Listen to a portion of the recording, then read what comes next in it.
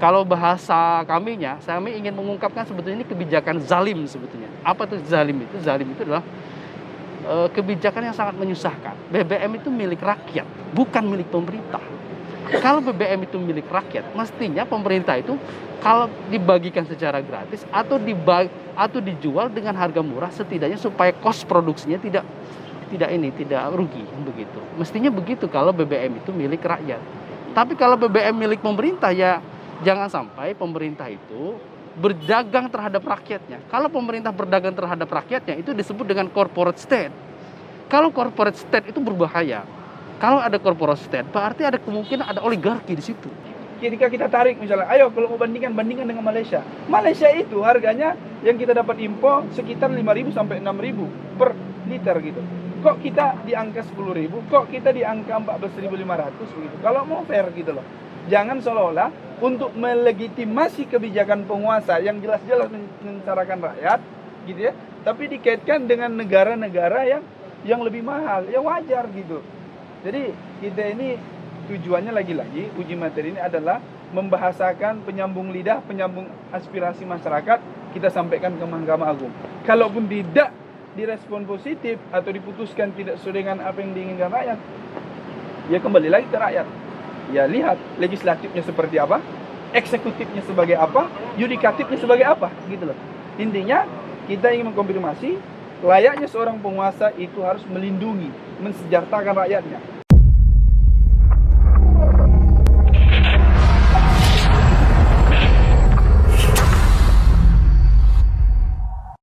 Jadi hari ini kami dari LBH Pelita Umat dapat kuasa dari salah satu tukang ojek lah ya. Tukang ojek kemudian yang menyampaikan keluh kesahnya terkait kenaikan BBM. Akhirnya hari ini kami mendaftarkan permohonan uji material terhadap kebijakan pemerintah yang menaikkan BBM. Kenaikan BBM ini dikeluarkan oleh pemerintah melalui Kepmen ya. Kepmen nomor 2118, Kepmen dari SDM, Kementerian SDM, nomor 218-MG.01-MEM.M/2022 tentang harga jual eceran jenis bahan bakar minyak tertentu dan jenis bahan bakar minyak khusus penugasan.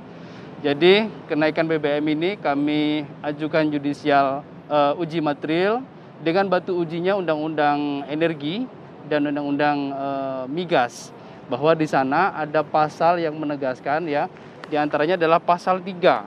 Pasal 3 itu di situ bahwa pada pokoknya mesti ada upaya untuk meningkatkan agar masyarakat tidak mampu ini memperoleh akses terhadap energi dengan tujuan untuk meningkatkan kesejahteraan dan kemakmuran.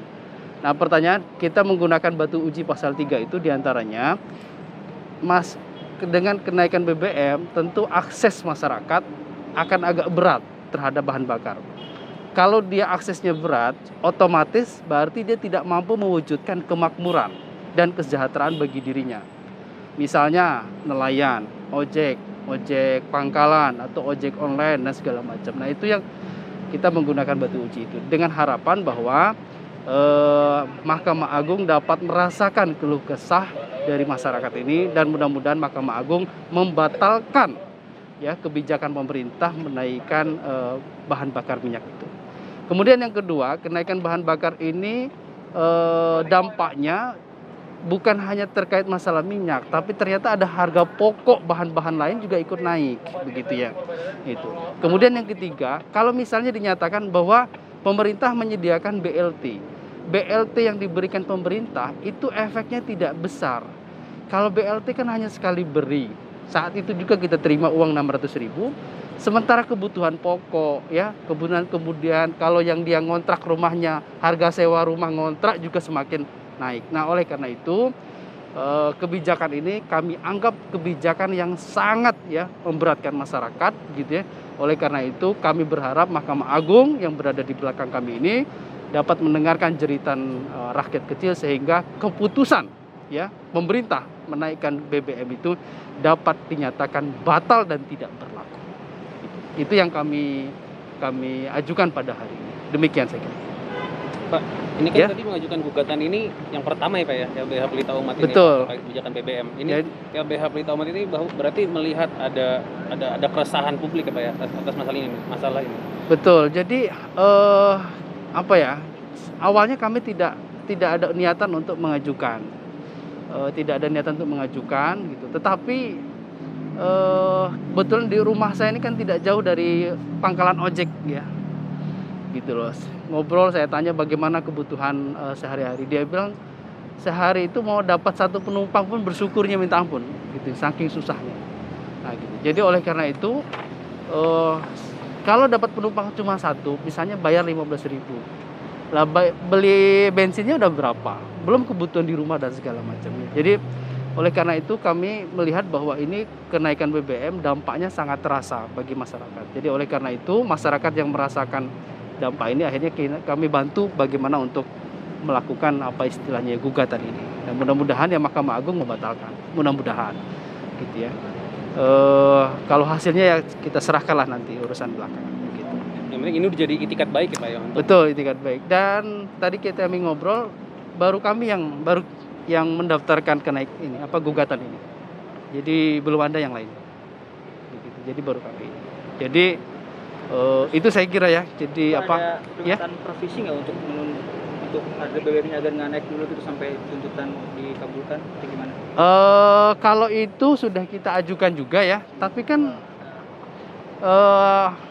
terkait dikabulkan tidaknya kan nanti urusan mahkamah lah ya. Kalau untuk itu, yang jelas permintaan itu sudah kita ajukan untuk ditunda segala macam begitu sampai menunggu keputusan ini, kan begitu. Gitu. Tapi ya kita tidak tahu ya hasilnya ya, kita tidak tahu. Misalnya gini, bisa aja Mahkamah Agung membatalkan. Besok bisa aja pemerintah menerbitkan ulang dengan isi yang sama, tapi nomornya beda. Kalau sekarang nomornya 2118, mungkin besok 2119 kan begitu. Kan yang dibatalkan kan objeknya itu, kan gitu. Nah ini yang kemudian oleh karena itu setidaknya terkait hasil kita serahkan belakangan, penting ada upaya bahwa kita istilahnya menyaksikan atau melihat langsung masyarakat yang terdampak dari kenaikan BBM ini. Kalau bahasa kami ingin mengungkapkan sebetulnya ini kebijakan zalim sebetulnya. Apa itu zalim itu? Zalim itu adalah kebijakan yang sangat menyusahkan. BBM itu milik rakyat, bukan milik pemerintah. Kalau BBM itu milik rakyat, mestinya pemerintah itu kalau dibagikan secara gratis atau dijual dengan harga murah, setidaknya supaya kos produksinya tidak rugi begitu. Mestinya begitu kalau BBM itu milik rakyat. Tapi kalau BBM milik pemerintah ya jangan sampai pemerintah itu berdagang terhadap rakyatnya. Kalau pemerintah berdagang terhadap rakyatnya itu disebut dengan corporate state.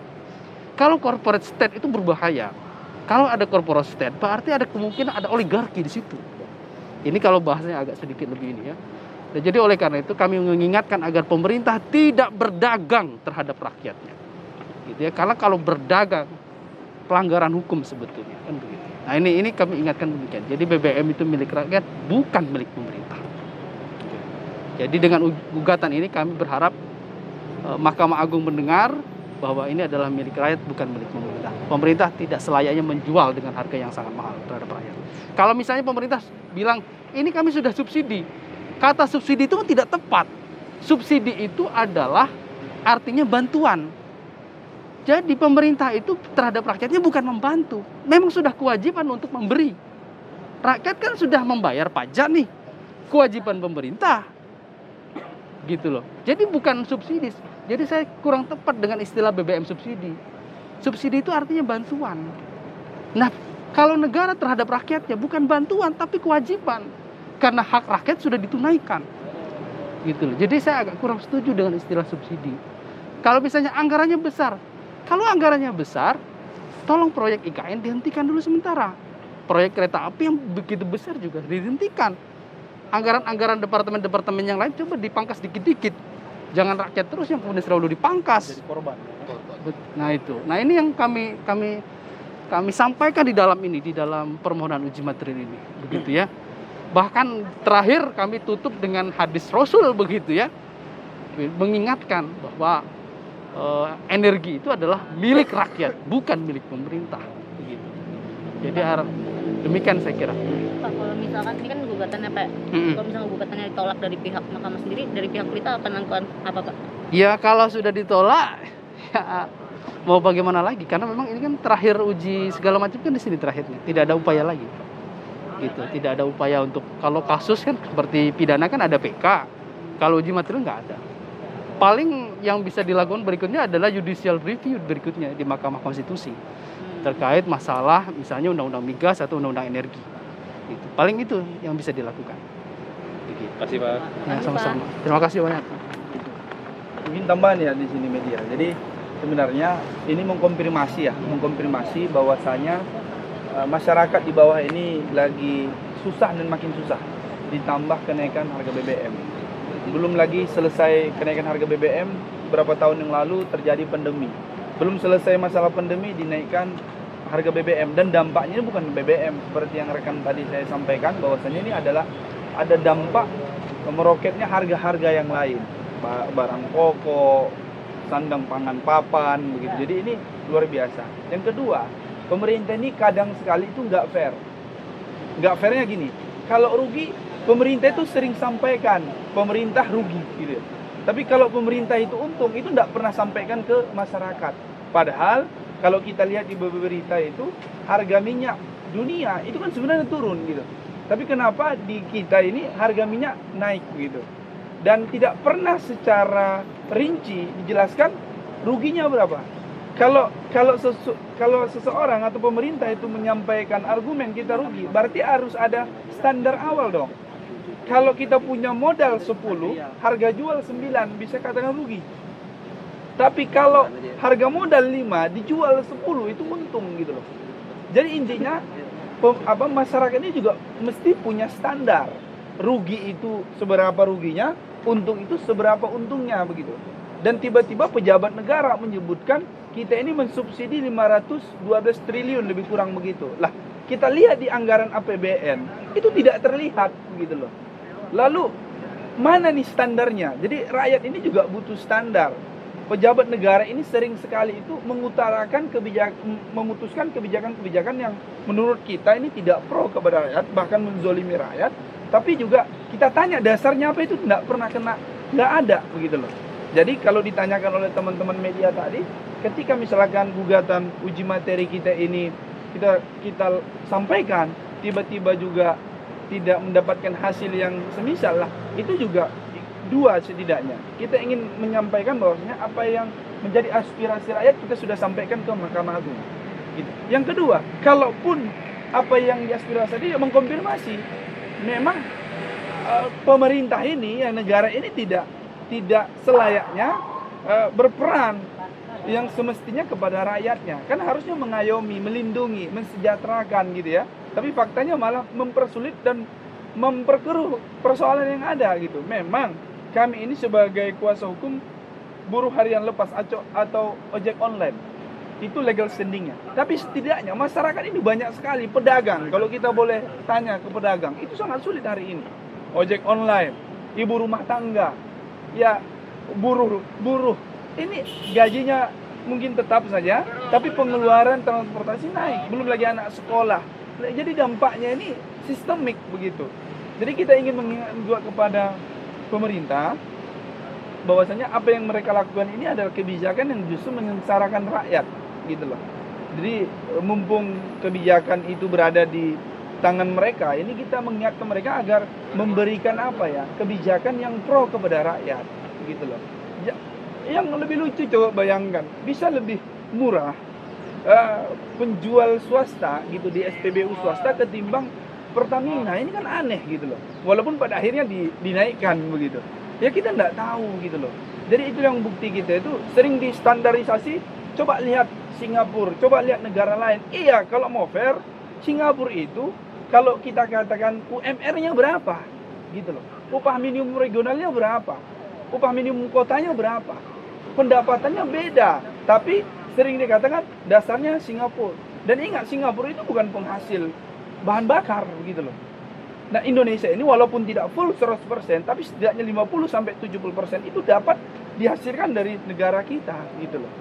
Nah, ketika kita tarik misalnya, ayo kalau mau bandingkan dengan Malaysia. Malaysia itu harganya yang kita dapat info sekitar 5.000 sampai 6.000 per liter gitu. Kok kita di angka 10.000, kok kita di angka 14.500 begitu. Kalau mau fair gitu loh. Jangan seolah-olah untuk melegitimasi kebijakan penguasa yang jelas-jelas mencarakan rakyat gitu ya, tapi dikaitkan dengan negara-negara yang lebih mahal. Ya wajar gitu. Jadi kita ini tujuannya lagi-lagi uji materi ini adalah membahasakan penyambung lidah, penyambung aspirasi masyarakat, kita sampaikan ke Mahkamah Agung. Kalaupun tidak direspon positif atau diputuskan tidak sesuai dengan apa yang diinginkan rakyat, ya kembali lagi ke rakyat. Ya lihat legislatifnya seperti apa, eksekutifnya sebagai apa, yudikatifnya sebagai apa, gitu loh. Intinya kita ingin mengkonfirmasi layaknya seorang penguasa itu harus melindungi, mensejahterakan rakyatnya. Dan ingat, bahasa pensubsidi itu tidak tepat karena itu adalah hak rakyat yang harus dikembalikan kepada rakyat gitu. Kalau lebih ada alasannya misalkan supaya masyarakat lebih mandiri, ya kalau mau fair, oke, cabut semua subsidi Pak, tapi rakyat boleh nggak bayar pajak? Boleh nggak? Lalu hidup dengan apa negara ini kalau nggak dengan pajak begitu loh. Jadi rakyat itu sudah dibebani dengan pajak, dibebani dengan kehidupan yang sulit, dibebani dengan PHK di mana-mana, pendidikan yang mahal. Tapi di sisi lain, subsidi atau bantuan dari pemerintah yang katanya ini ingin dikurangi, ingin dicabut, katanya luar biasa. Ya, saya ingin tanya, lebih banyak mana subsidi yang diberikan ke rakyat dengan pembayaran hutang bunga ke Bank Dunia? Lebih besar dong Bank Dunia begitu, bunganya saja ratusan triliun gitu. Lah, kenapa kalau untuk kepentingan rakyat itu senantiasa ini bahasanya membebani APBN negara. Ini sangat memperbesar tanggungan negara. Lah, tapi kalau untuk membayar bunga ini gampang sekali dengan ratusan triliun begitu saja. Dan intinya pokoknya uji materi ini dilakukan oleh LBH Bulutomat. Ini seperti namanya. Mudah-mudahan dengan suasana yang gelap gulita ini, yang keruh ini, masih ada secercah cahaya yang disampaikan oleh LBH Pelita Umat agar apa? Setidaknya lembaga yudikatif ini mendengar aspirasi masyarakat yang sekarang terhimpit begitu sulit kehidupan yang ada terjadi, terkhusus di negeri ini, di Indonesia ini. Mungkin begitu Bang. Baik, itu saja awak media, terima kasih banyak atas kehadirannya. Mudah-mudahan jeripayah kawan-kawan rekan-rekan dari media mendapatkan pahala lah begitu ya. Amin. Sebagai penyambung lidah aspirasi dari masyarakat. Terima kasih, itu saja.